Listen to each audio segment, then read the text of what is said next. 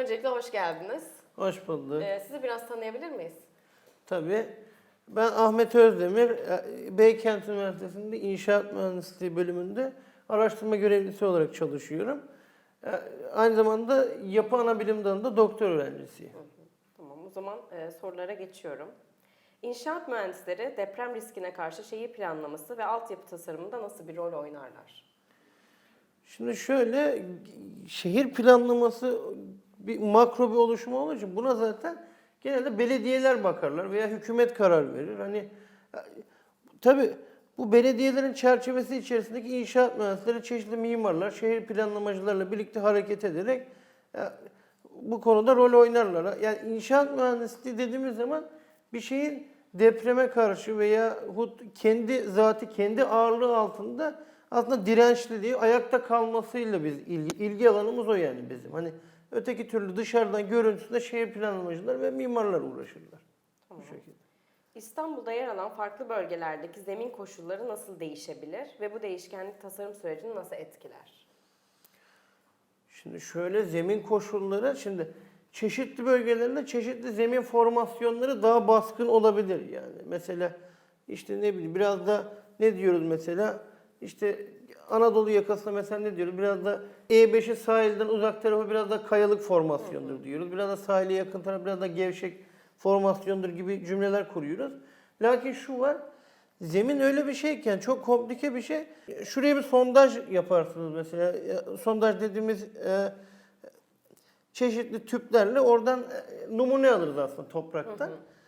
Kuyular açarız. O kuyularla alınan zemine çeşitli testler uygulanır. Çeşitli işte aslında o zemin ne kadar mukavemetlidir. Yani çeşitli basınç deneyleri, işte kayma testleri. O topraklara uygulanır.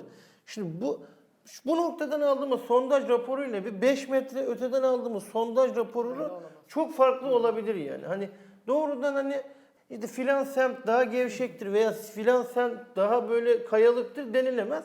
O bir yapı yapılacaksa en az 3 sondaj yapılması gerekiyor zaten. Bunların yapılması lazım. Zemine bakılması lazım bir yapı yapılmadan önce. Bu şekilde. Tamam. İstanbul'da olası bir deprem senaryosunu nasıl değerlendiriyorsunuz? Olası bir deprem senaryosu yani yapıların çoğunluğunun depreme karşı riskli olduğu ortada yani. Bu zaten hepimizde bilinen bir gerçek. Evet. Belediyelerin ayrıca kendileri de depreme karşı ön değerlendirme yani depreme karşı hızlı değerlendirme yöntemleriyle bakıyorlar. Şu an hani sonuçlar elimde değil tam olarak. Hani şu kadarı risklidir, yüzde şu kadarı diye bir şey söyleyemem. Lakin bunu elbette ki belediyeler planlıyorlar. Çok büyük bir kısmı riskli yapıların. Yani ben de açıkçası bu konuda çok bilgilendirilmiş değilim açıkçası. Hani kendi afet planları var belediyelerin ve devletin komple AFAD'ın. Deprem konusunda toplumda genel bir farkındalık oluşturmak adına neler yapılabilir? Deprem konusunda farkındalık nasıl yaratılabilir? Yani aslında yapı riskliyse çok da yapacağım bir şey yok aslında. Benim düşüncem bu yani hani bu konuda biraz da özellikle 2000 veya 2007 sonrası yapılmış evlerde oturmaya çalışsınlar. Hani bütçeleri el verdiği müddetçe.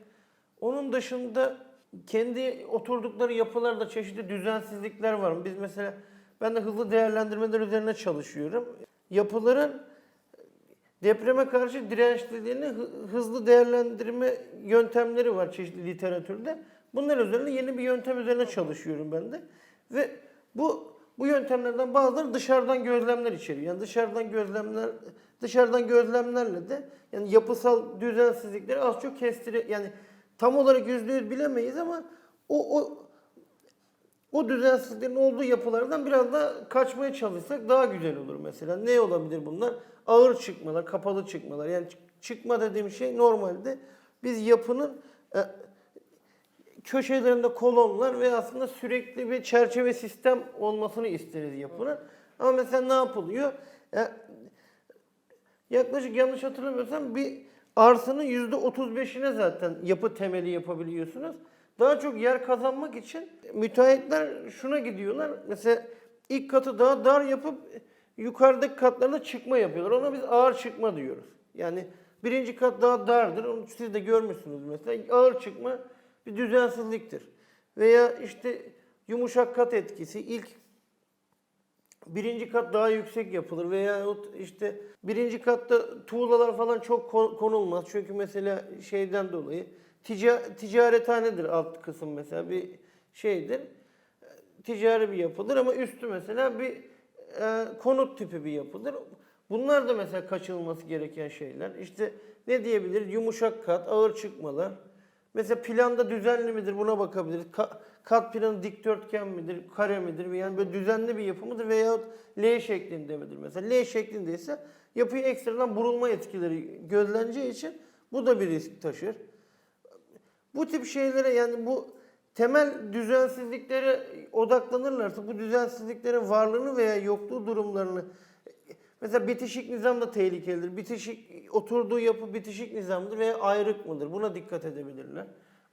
Dışarıdan bunlara dikkat ederler ve özellikle 2007 sonrası yapı denetim de arttı. Ayrıca 2007 deprem yönetmeni de çok iyi bir yönetmeni 2007 sonrası. Yani 2007 sonrası yapılarda oturup biraz da bu genel düzensizliklerin bulunduğu yapılarda bulunmamaya çalışsınlar. Hani tabii ekonomilerin ölçü verdiği müddetçe Evet. yani. Evet. İzin verdiği müddetçe.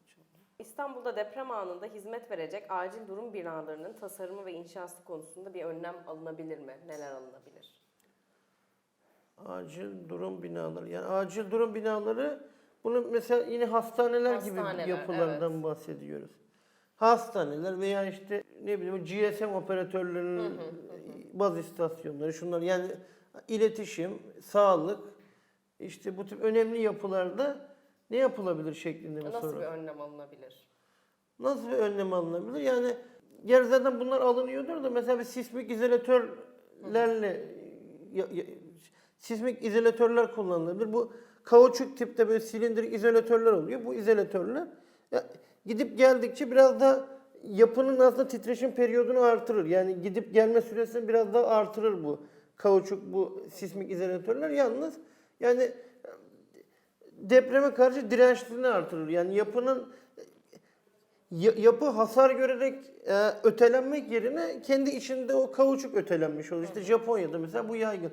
Bu tip bir şey yapılır. Zaten yapılıyordur bunlar. Hani doğrudan benim ekstradan önerebileceğim bir şey yok bu konuda açıkçası. Tamam. İnsanların kendi evlerini depreme dayanıklı hale getirmeleri için neler yapmaları gerekiyor?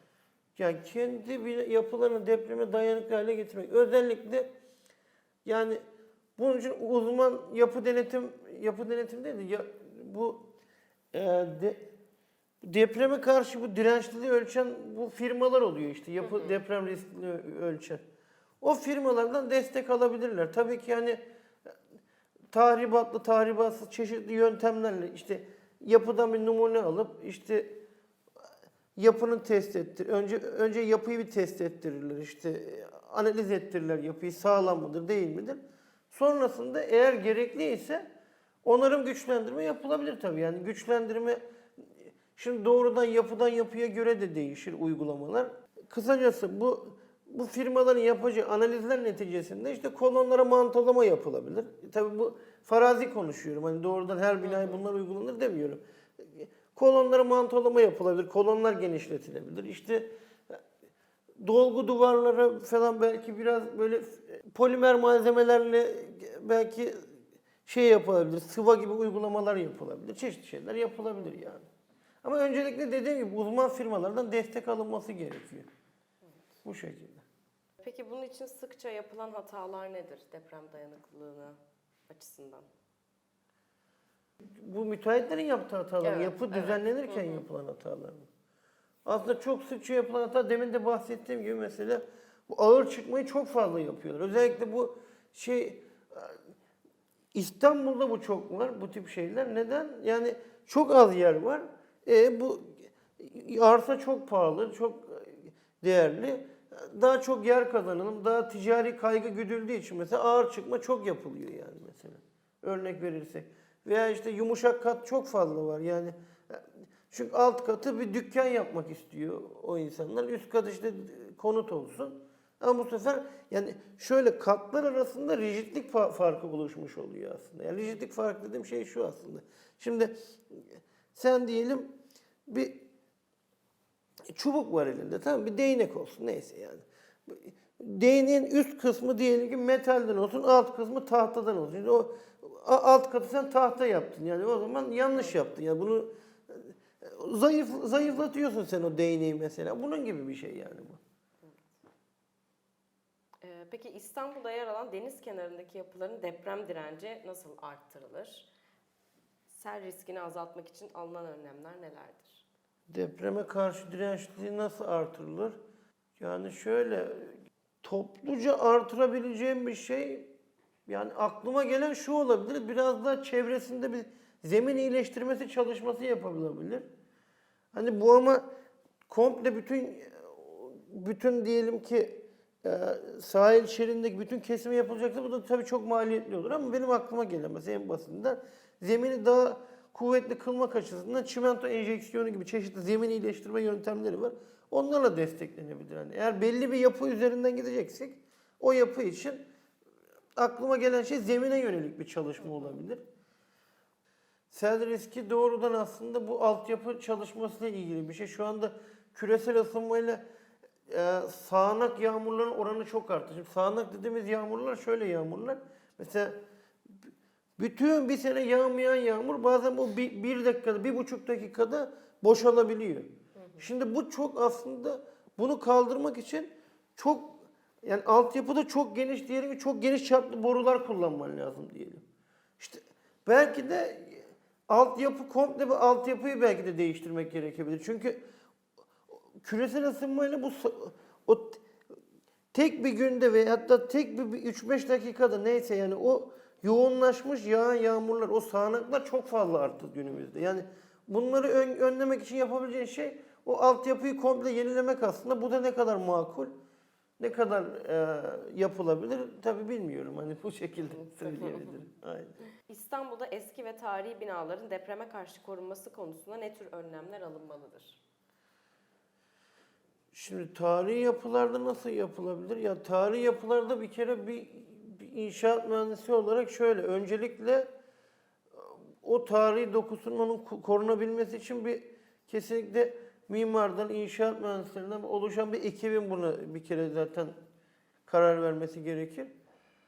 Yani doğrudan ben şimdi tek bir yapıyı görmeden de bir şey diyemem. Hani ama çok yapıyı bozmadan hani o mesela yurt dışında falan katedrallerde dışarıdan payandayla falan belki tutturuyorlar. Böyle dayanak noktası gibi bir şey payanda dediğim şey yani. Hani ama hani yapının kendini görmeden doğrudan şu yapılabilir, bu yapılabilir de diyemem. Hani çok bozmadan dediğim gibi daha önce söylediğim gibi işte bu polimer malzemelerle falan bir çeşitli yapıştırmalar falan belki yapılabilir ama o da bozar muhtemelen tarihi dokuyu. Hani ben mimar olmadığım için çok bu konuda açıkçası yetkin değilim. Hani yanlış olabilir. Daha önce bahsettim mesela bu zemin konusuna değinmiştim. Belki çevresindeki zemine bakılabilir. O zeminde bir zayıflık varsa zemine bir enjeksiyonla veya başka bir zemin iyileştirme yöntemiyle çevresindeki zemini iyileştirilebilir belki. Ama diğer türlü ayrıntısına çok giremeyeceğim açıkçası Kayra. Depreme dayanıklı bina tasarımında hangi temel prensipleri göz önünde bulundurmak önemlidir? Depreme dayanıklı bina tasarımında depreme dayanıklı bina tasarımında zaten artık bu şey zorunluluğu da geliyor. Perde duvar olmalı mesela yapıda. Depreme dayanıklı deprem bölgelerinde artık yani perde dediğimiz şey de şu oluyor. Yani betonarme bir yapı elemanı aslında betonarme perdeler.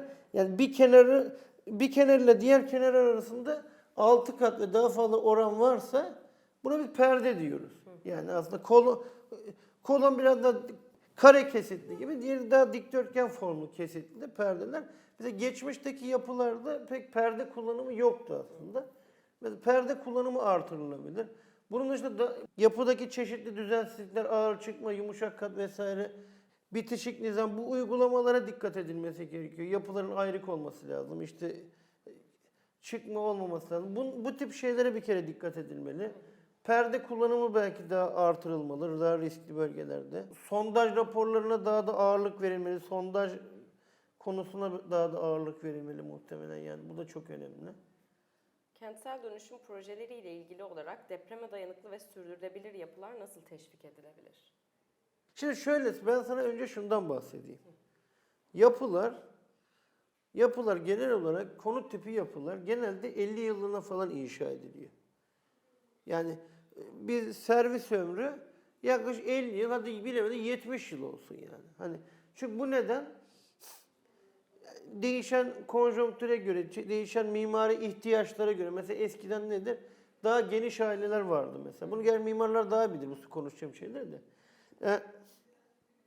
Geniş aileler falan olduğu için daha böyle 3+1, 4+1 evler olsun falan, böyle geniş salonlar falan.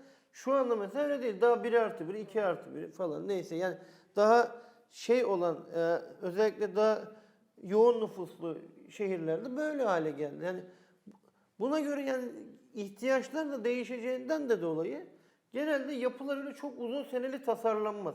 Betonarme yapının bir ömrü vardır. Hani dayanıklılık diyoruz ya. Şimdi dayanımla dayanıklılık arasında da farklar var. Hatta onları da tanımlayalım. Dayanım dediğimiz şey mukavemet. Yani basınca veya çekmeye karşı ne kadar dayanıklı oluşu. Bu dayanım oluyor bunun ismi. Dayanıklılık dediğimiz zaman da benim aklıma kimyasal etkiler geliyor. Yani dayanıklı olmak aslında kimyasal olarak dayanıklı olmak. Şimdi betonarme betondan ve içindeki arme çeliğinden oluşur. Arme demek Fransızca'da çelik yani. Yapısal çelik. Şimdi bu inşaat çeliği pardon. İnşaat çeliğin ne oluyor? Bu beton aslında dışarıdaki oksijen etkisinden bu koruyor beton örtüsü. Ama beton örtüsü çeşitli yani dışarıdaki etkilerle yavaş yavaş içerideki demir paslanmaya başlıyor. Bunun aslında biz yapıların geçirimlilik oranını da 50 yıllık falan yaklaşık tasarlıyoruz açıkçası. Hani mesela Norveç'teki bir opera yapısı vardı. Şu an ismini hatırlayamıyorum da. Onlar da mesela daha geçirimsiz beton kullanıyorlar. Mesela o yapılar mesela 250 yıllık da betonarme yapı yapabilirsin. Ama mesela biz konut tipi yapıları 50 yıl, 70 yıl dediğim gibi tasarlıyoruz. Neden böyle? Çünkü değişen etmenler var. Bir de yani o yapı sonsuza kadar kalsın da istiyoruz. Zaten çok pahalı olur böyle bir şey yaparsak. Ekonomik şeyler de var. Bu şekilde hani sürdürülebilir falan, sürdürülebilir deyince aklıma bu geldi. Onun dışında yani ne yapılabilir? Daha geçirimsiz beton kullanılabilir ama bu istenir mi bilemem yani. Hemen dayanıklı sürdürülebilir yapılar yani nasıl teşvik edilebilir? Yapı denetim sürecini de yani yapı inşaatı sırasında denetim sürecini çok sıkılaştırırsan o yönetmelik şu anda zaten mevcut yönetmeliğimiz de gayet yeterli, iyi bir yönetmelik. O yönetmenin uygulanışını yani şantiyedeki mühendisi o yönetmenin uygulamasını daha doğru bir şekilde yapılmasını denetlersen, o sistemi çok iyileştirirsen zaten kesinlikle sürdürülebilir ve daha dayanımı yüksek ve dayanıklı, yani daha uzun süre depremlerde daha baki kalacak yapılar üretebilirsin tabii ki yani. Esas aslında işin kilit noktası aslında yapı denetime geliyor dönüp dolaşıp yani. Bu konuda böyle hani kentsel dönüşümde nasıl daha dayanıklı yapı yapacağız dersen kesinlikle yapı denetime çok ağırlık verilmeli. Yani çok önemli bu. Yüksek lisans tezinizin de konusu metro güzergahındaki binaların bölgesel deprem risk dağılımını belirlemek için kullanılan birinci aşama hesap uygulanması. Bunu biraz anlatabilir misiniz? Şimdi şöyle yüksek lisans tezimde aslında şununla uğraşmıştım. Bir metro inşaatı yapılacağı zaman o içeride böyle büyük tünel delme makineleri vardı. TBM deniliyor bu tünel boring machine. Bu makineler girerler o tüneli açmaya başlar. Tünel açıldıkça bu metro tünelleri ufak ufak o güzergah üzerinde yaklaşık bu 30 metrelik bir etkileşim alanı vardır o tünel yani tünelin üstündeki toprakta o tünelin üstündeki toprak böyle azar azar oturma yapmaya başlar yani o oturma yapar. Bu oturma neticesinde de o tünel güzergahının, metro güzergahının geçtiği bu 30 metre genişliğindeki alanda aslında o üstündeki yapılar içinde bir risk teşkil eder bu. Bu risk teşkil eder. Bu yapılara karşı, yapıların depreme karşı hızlı değerlendirme yöntemleri biz 3 aşamalı olarak değerlendiriyoruz. Şöyle birinci kademe, ikinci kademe ve üçüncü kademe değerlendirme yöntemleri vardır. Yani bir depreme karşı ne kadar risklidir bir bina diye baktığımız zaman bu birinci kademe yöntemlerde dışarıdan yapısal düzensizliklere bakarız. Yapısal kusurları. Daha önce de konuştuğumuz bu ağır çıkmadır, yumuşak kattır, planlı düzensizliktir, işte kat döşeme etkisidir bu bitişik nizamdaki yapılarda. Bunları incelemek aslında dışarıdan izlenen bu yöntemlere genel olarak sokaktan tarama yöntemleri diyoruz biz. Bunlar birinci kademe yöntemleri oluyor. Bir de ikinci, üçüncü kademeleri var. Şimdi bu benim yüksek lisans tezimde metro güzergahlarında bu daha önce bahsettiğim etkileşim bölgelerinde birinci kademedeki o sokaktan tarama gözlemiyle hangileri riskli diye incelemiştim. Ayırt ederek yani bu yapısal oturma bunlara daha çok etkileyebilir diye bir aslında tez ortaya atmıştım. Benim tezimde bununla uğraşmıştım aslında. Teşekkür ederim. Rica ederim Kayra. Görüşmek üzere. Hoşçakalın. Sağ ol.